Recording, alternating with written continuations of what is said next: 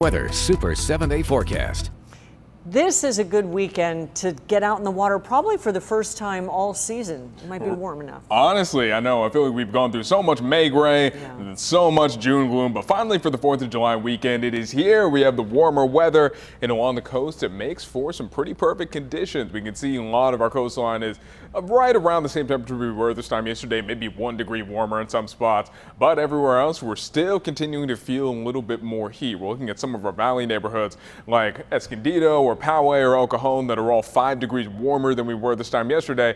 And the desert certainly does not need any more heat right now, but even them, 6-degree temperature bump from 24 hours ago. But right now, again, San Diego's feeling great. We are sunny. We can see all these clear skies, and right now we're holding on to some heat. It's 69 degrees, humidity just 73%, and we have a breeze coming from the northwest at 12 miles per hour. Now, overnight is going to feel like business like usual, really, as we dip down to those lower 60s, and the marine layer is going to bring back a little bit of cloud coverage before we eventually clear out in the morning. And our valley neighborhoods are going to notice the same thing. Of course, they're not going to see quite as many of those, well, quite as much of those cloudy conditions as we are along the coast. But once the sun comes out tomorrow, it is going to come out. San Diego is going to be 72 degrees and sunny after a little bit of patchy fog. For our valley neighborhoods, a high of 89. For the mountains, a high of 96. The desert reaching up to 112. And so we have some seriously hot conditions on the way once you get away from all that beach weather. So it's really no surprise that we have an excessive heat warning for the desert, a heat advisory for the mountains.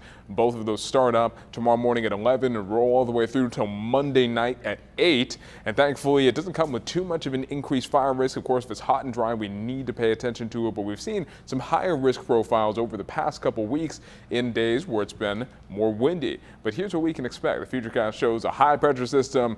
When you see the H, think about hot. It's like basically a dome of hot air that's going to continue to keep our temperatures warm. And then the 4th of July comes, we start to cool down. We can see those high pressure systems are backing off. We see a trough of low pressure that is going to bring our temperatures steadily cruising down throughout the week. That's what we see for San Diego, although it's pretty subtle. Notice a high of 74 for 4th of July. The next Friday, we notice we're reaching up to just 70 degrees. For our valley neighborhoods, they go from Sunday being the warmest day at 91, dropping down nearly 10 degrees over the course of the week. And into the mountains, of course, going to be some much needed relief for the 4th of July, reaching up to 85. But there's no relief to be found in the desert, high of 110 degrees. And Kim, it is a tough day when I say 110 is the lowest you can find for any daily temperatures.